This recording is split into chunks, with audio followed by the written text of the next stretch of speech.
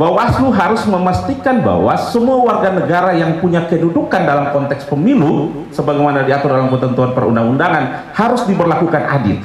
2024 nanti ini berdasarkan indeks kerawanan pemilu IKP yang diterbitkan oleh Bawaslu, itu Maluku, wilayah Maluku masuk dalam posisi rawan, ya, rawan nomor 4.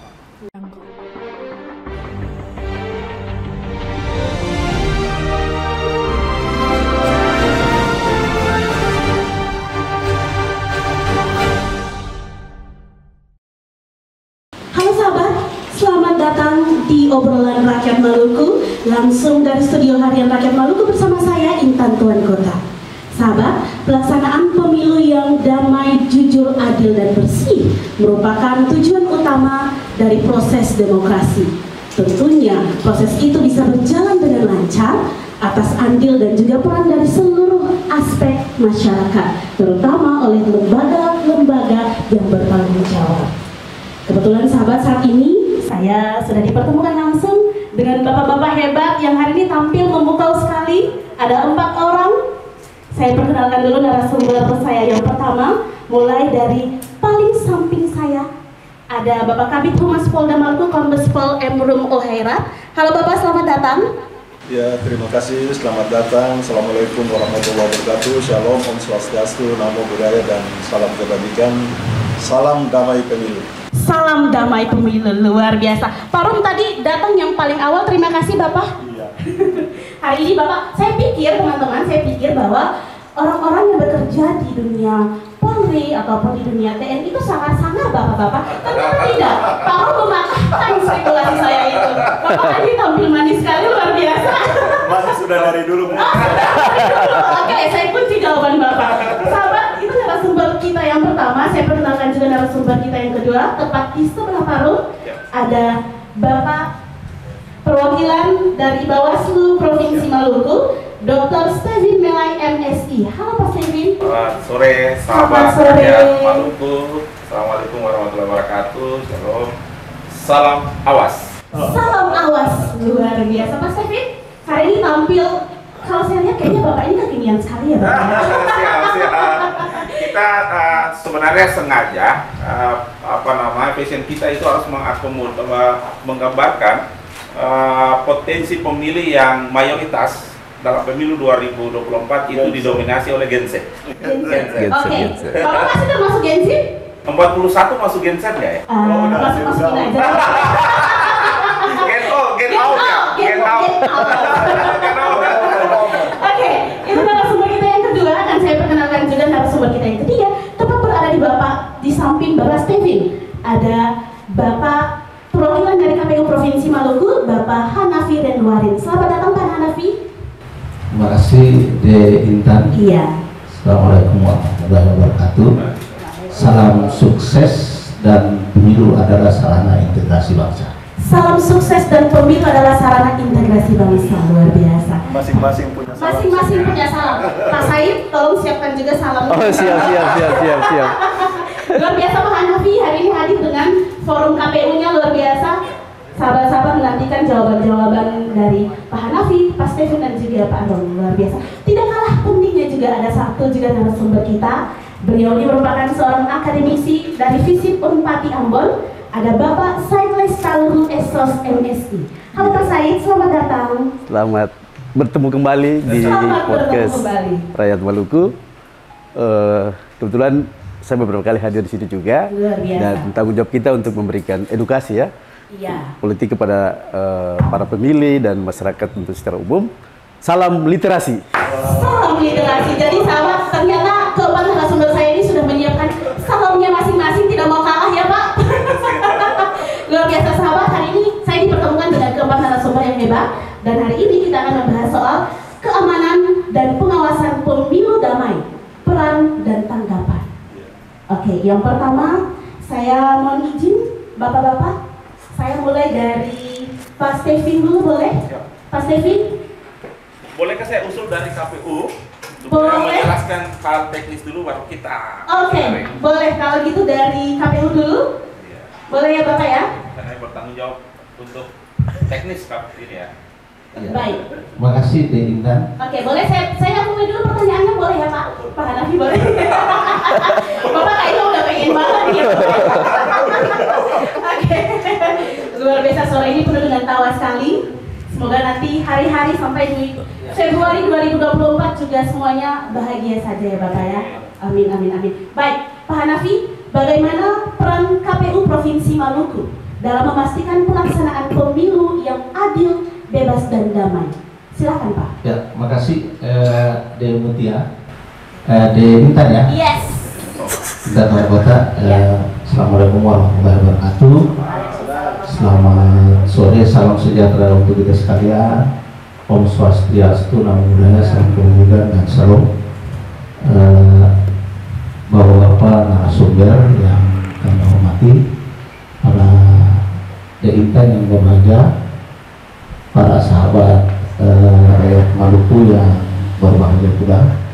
Nah, berbicara tentang pemilu 2024 dan Intan, KPU sekarang ini telah menggagas ya. Yang pertama adalah kirap nasional untuk menginformasikan kepada seluruh masyarakat Indonesia. Kirap nasional ini mulai dicanangkan pada tanggal 17 April 2023 yang lalu. Kemudian nanti berakhir pada tanggal 27 November 2023 sekaligus perencanaan deklarasi damai untuk peserta pemilu 2024. Nah, kita ketahui untuk peserta pemilu ini terdiri dari partai politik, calon presiden dan presiden, dan anggota DPD. Nah, oleh karena itu KPU telah menjadwalkan setelah itu nantinya di provinsi dan kabupaten kota akan melakukan deklarasi yang sama setelah nanti deklarasi kampanye damai oleh KPU pada tanggal 27 November. Nah, kemudian kaitannya dengan masalah keamanan. Nah, KPU sebelumnya juga telah bekerja sama dengan Polri dalam kaitannya dengan siber nasional. Nah, agar supaya setiap data keamanan data pemilih itu khususnya yang tercantum dalam daftar pemilih oleh seluruh warga masyarakat yang memiliki hak untuk mencoblos pada 14 Februari sore ya 2024 itu datanya sudah dilindungi. Nah, kemudian informasi juga terkait dengan masalah siber nasional ini juga KPU juga melakukan satu upaya agar supaya betul-betul bukan hanya masalah data pemilih, tetapi hasil daripada pemilu itu juga diamankan agar supaya jangan sampai ada yang meretas. Nah, itu kemudian teman-teman sekalian, bahwa sesungguhnya kami di Maluku ini telah siap untuk melaksanakan tahapan pemilu. Nah, di antaranya kita selalu sering berkoordinasi dengan semua stakeholder. Tersimbol adalah stakeholder yang paling dekat dengan KPU adalah yang pertama Bawaslu dan juga pemerintah daerah. Dan tidak kalah penting adalah partai politik beserta pemilu dan juga DPD dan juga makanya nantinya tim kampanye masing-masing pasangan calon presiden dan wakil presiden. Nah, begitu. Nah, oleh karena itu dalam kaitannya dengan pelaksanaan semua tahapan, kita ketahui bahwa tahapan yang paling urgen dalam pemilu ini ada berapa? Di antaranya tahapan kampanye, tahapan pungut hitung. Nah, kenapa sampai dikatakan tahapan ini sangat urgen? Ya, terlepas juga masalah distribusi logistik ya, itu sangat urgen juga. Karena kampanye itu sudah barang tentu masing-masing tim kampanye atau peserta pemilu, nah itu menyampaikan dia punya visi misi program kerja dan juga citra diri sebagaimana diamanatkan dalam PKPU nomor 15 2023 tentang kampanye untuk pemilu 2024. Kemudian pungut hitung itu merupakan satu tahapan di mana di situ dapat menentukan bahwa seorang tadi atau calon tadi, figur tadi, peserta tadi bisa memperoleh suara yang signifikan dan memenangkan daripada hasil pertarungan pemilu.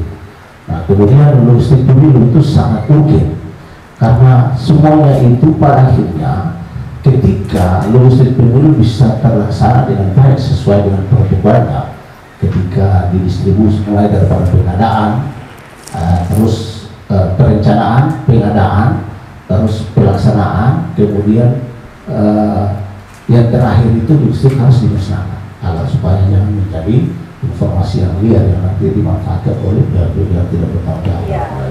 Nah, saya kira untuk sementara gitu nanti kita berikan semua terlebih. Terima kasih. Iya, luar biasa. Terima kasih Pak Hanafi. Sebelum kita lanjut, saya juga mau menyapa sahabat-sahabat yang sudah bergabung langsung di live TikTok resmi dari Rakyat Maluku di @rakyatmaluku online. Kalian jangan lupa kalau mau memberikan pertanyaan untuk bapak-bapak yang sudah hadir hari ini, kalian boleh komen di situ, nanti akan saya tanyakan di sesi selanjutnya.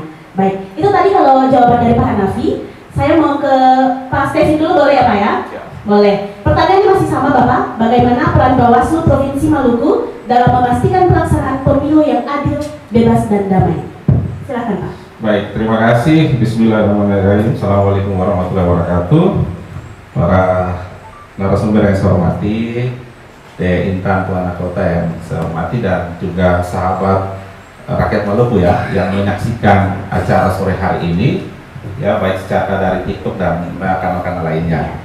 Yang pertama saya harus menyampaikan terima kasih karena Bawaslu diundang bersama dengan 3 narasumber lain untuk sama-sama kita memberikan informasi dan pencerahan kepada publik, khususnya masyarakat Maluku berkaitan dengan pesta demokrasi di 2024, tepatnya 14 Februari. Yang kedua, saya harus minta maaf karena seyogyanya Pak Ketua Bawaslu, tapi dalam waktu yang bersamaan ada kegiatan yang juga harus dilaksanakan, sehingga saya sebagai salah satu pimpinan dalam tugas kolektif kolegial ditugaskan untuk menjadi narasumber bersama dengan yang lain. Nah, kalau pertanyaan tadi yang ditanyakan oleh Kak Intan, saya kira yang harus dikatakan pertama itu soal tugas, fungsi, dan kewenangan.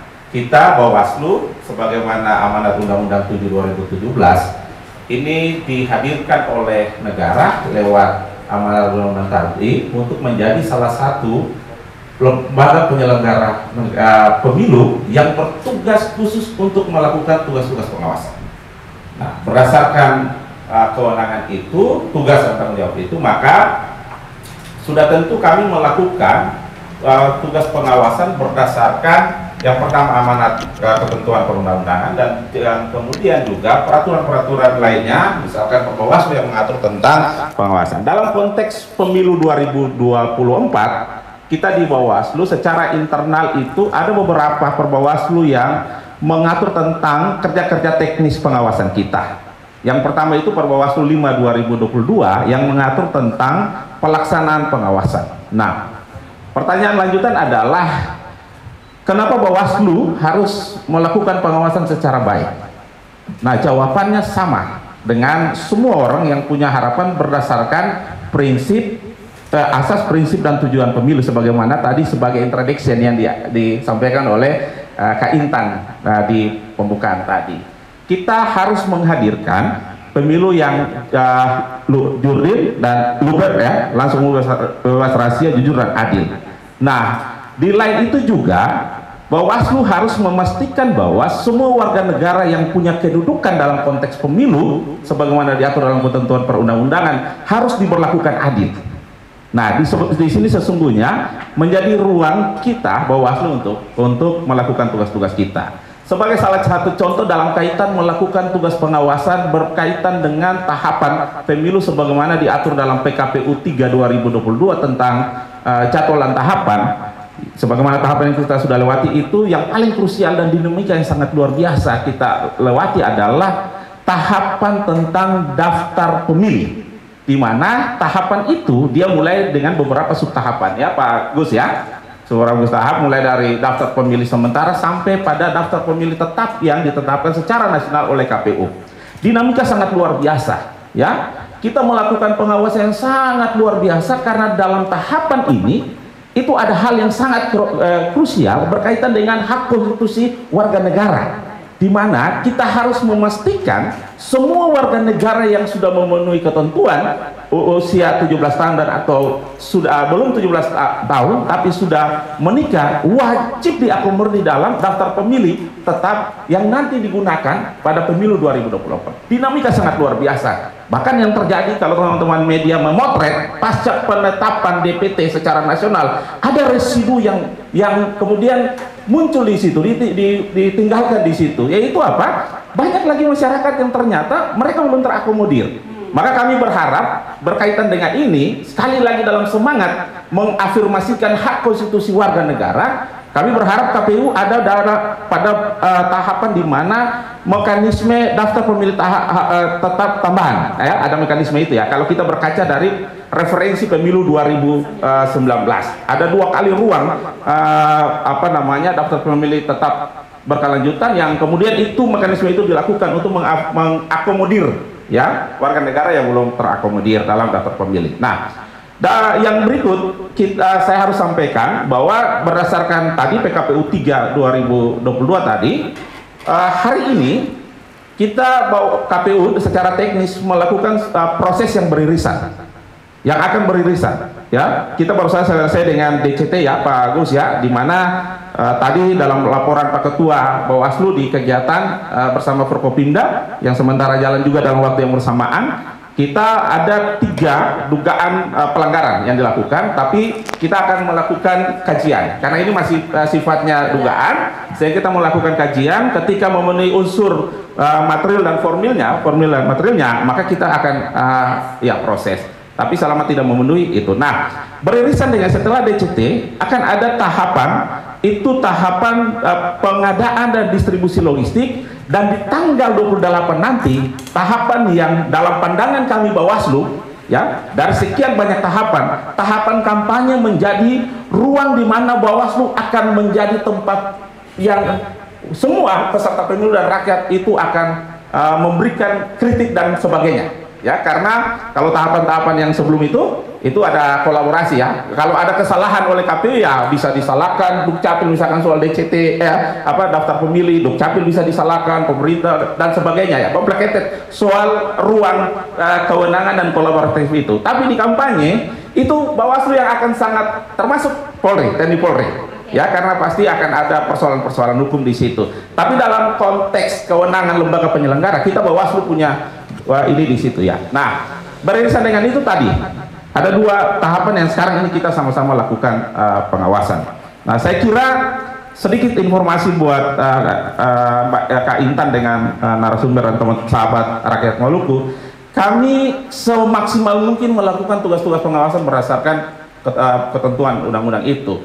Tapi memang ada keterbatasan yang dialami oleh kami lembaga pengawas pemilu. Karena dari sisi kuantitas ya, kami mengalami kekurangan ya. Jumlah Bawaslu provinsi ini cuma 5 ya, kemudian kabupaten kota itu hanya 3, kemudian di kecamatan itu hanya 3, di desa hanya 1, dan nanti di TPS yang akan kita bentuk sebagaimana ketentuan Undang-Undang 7 itu 23 hari sebelum pencoblosan itu akan kita bentuk PTPS yang bertugas melakukan pengawasan di TPS. Bayangkan, 1 orang pengawas dia mengawasi 7 penyelenggara teknis KPPS, kemudian mengawasi 18 saksi untuk saksi parpol, mengawasi juga sekian banyak saksi calon DPD, dan kemudian 14 ya. Ya, mengawasi calon saksi lagi capres ya, ketiga. Kalau KPU sudah menetapkan, sudah 3. Nah, ditambah lagi dengan kita akan mengawasi 200-an pemilih yang menggunakan hak pilih di TPS itu. Nah, sudah tentu kami membutuhkan yang namanya partisipasi masyarakat dalam kaitan dengan mendukung kerja-kerja pengawasan kita, sehingga Bawaslu per hari ini kita terus mendorong ya masyarakat, mendorong stakeholder, kemudian pemangku kepentingan lainnya untuk sama-sama menjadi bagian penting bersama-sama dengan Bawaslu dalam proses-proses pengawasan. Saya kira itu. Luar biasa Pak Steven. Jadi Bawaslu memang tidak bisa bekerja sendiri ya Bapak? Oh, tidak bisa. Memerlukan seluruh komponen masyarakat, termasuk TNI Polri. Termasuk TNI Polri. Ya. Ini saya sepakat, dan saya langsung menuju dulu ke Parum. Tadi saya kutip sedikit dari apa yang disampaikan oleh Pak Steven. terutama pada saat tahapan kampanye. Ya. Polda memiliki peran yang penting. Nah, ini sesuai juga dengan pertanyaan yang ingin saya ajukan ke Parung. Bagaimana peran Polda Maluku dalam memastikan keamanan selama periode pemilu, terutama selama masa kampanye dan pemungutan suara di Provinsi Maluku? Silakan Parung. Terima kasih. Assalamualaikum warahmatullahi wabarakatuh. Shalom, Om Swastiastu, Namo Buddhaya, dan salam kebajikan. Yang saya hormati Adinda Hanafi, Adinda Stevi, kemudian Adinda Said. Ini adik-adik saya karena kami satu alumni, sama-sama di Unpati, dan mereka adalah junior saya.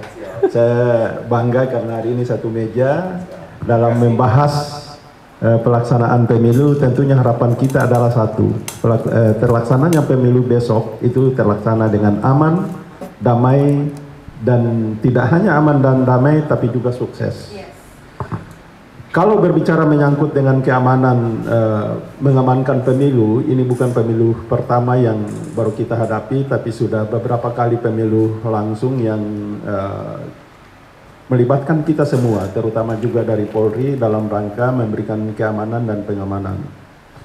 Pada Pilkada 2018 itu di Maluku masuk dalam daerah sangat rawan. Provinsi Maluku kalau tidak salah adalah urutan 2 sangat rawan, dan Kota Tual itu masuk pada urutan nomor 1 sangat rawan untuk pilkada dan pilkada. Namun yang terjadi adalah bahwa atas kerjasama kita semua, stakeholder baik itu KPU, Bawaslu, TNI, Polri, kemudian yang paling utama adalah masyarakat, ini semua kita bisa balikan di mana pelaksanaan Pilkada 2018 Maluku masuk dalam boleh dikatakan sebagai pilkada yang sangat aman tanpa ada satu gangguan, terutama keamanan dan keamanan, kemudian juga dalam hal kepuasan dalam pelaksanaan. Kemudian pada saat Pileg dan Pilpres 2019, pada saat itu memang kita sudah tidak masuk dalam situasi rawan, tetapi pelaksanaannya juga syukur alhamdulillah bahwa semua telah terlaksana dengan aman dan nyaman tanpa ada satu gangguan yang berarti. Kalau memang ada ketidakpuasan dari 1-2 orang itu merupakan hal yang biasa dalam berdemokrasi. Pada pemilu 2024 nanti, ini berdasarkan indeks kerawanan pemilu IKP yang diterbitkan oleh Bawaslu, itu Maluku, wilayah Maluku masuk dalam posisi rawan, ya, rawan nomor 4. Saya yakin dan percaya masyarakat Maluku merupakan masyarakat yang cinta damai, masyarakat yang sudah dewasa, yakin dan percaya bahwa walaupun karakteristik pemilu legislatif nanti itu berbeda dengan sebelumnya karena ini merupakan serentak di seluruh Indonesia, namun yakin dan percaya bahwa semua akan terlaksana dengan aman dan damai apabila kita semua bekerja sama dan saling keterbukaan di antara kita semua. Khusus untuk 2024 itu Polri sudah menggelar untuk mengamankan pelaksanaan pentahapan pemilu 2024. Polri sejak tanggal 17 Oktober kemarin sudah menggelar yang namanya Operasi Mantap Brata Siwalima 2023 dan 2004. Untuk tentunya pelibatan personil yang kita libatkan ini sesuai dengan pentahapan. Kalau pada saat ini yang personil yang kita libatkan adalah 1/3 daripada kekuatan penuh yang ada di Polda Maluku kita libatkan khususnya untuk tahap-tahap yang sementara berjalan. Sampai nanti pada saat tahap perhitungan pelaksanaan pemungutan suara sudah barang tentu 2/3 daripada kekuatan Polda Maluku yang ada di Polda Maluku maupun Polda jajaran ini kita akan kerahkan untuk pengamanan nanti. Sudah barang tentu harapan kita sekali lagi bahwa apapun kesiapan, apapun persiapan yang dilakukan oleh TNI dan Polri untuk memberikan rasa aman dan nyaman kepada masyarakat, namun apabila tanpa kerjasama, tanpa kesadaran dari masyarakat, yakin dan percaya bahwa semua itu akan sia-sia. Dan yang paling utama tentunya adalah harapan kami dan harapan kita semua adalah pers. yang merupakan salah satu pilar demokrasi, diharapkan agar bisa memberikan edukasi kepada masyarakat, terutama kerukunan umat beragama, kerukunan antara kita, kerukunan persaudaraan di antara kita masyarakat Maluku, agar memberikan hal-hal yang positif. Sudah barang tentu di antara semuanya, baik itu Bawaslu, kemudian KPU, akademisi, pers dan lain sebagainya, ini diharapkan agar semuanya ada kesadaran bahwa ini yang kita hadapi ini adalah pesta. Pesta sudah barang tentu ini bersukaria, bukan untuk pesta untuk saling gontok-gontokan atau saling senggol-senggolan dan lain sebagainya. Sudah barang tentu kita harapan kita adalah yang namanya pesta itu semua meriah dan harus selesai pun dengan perasaan yang gembira. Jangan setelah kita berpesta habis terus ada terbakar di sana, terbakar di sini, itu bukan pesta namanya, itu namanya kerusuhan namanya itu. Yakin dan percaya bahwa pengalaman kita ini bukan hal yang pertama, dan khususnya untuk Maluku, sekali lagi kata orang ini adalah hidup bersaudara. Mari kita jadikan pemilu 2024 nanti, baik pileg dan pilpres maupun pilkada, kita jadikan sebagai pemilu katorang orang bersaudara.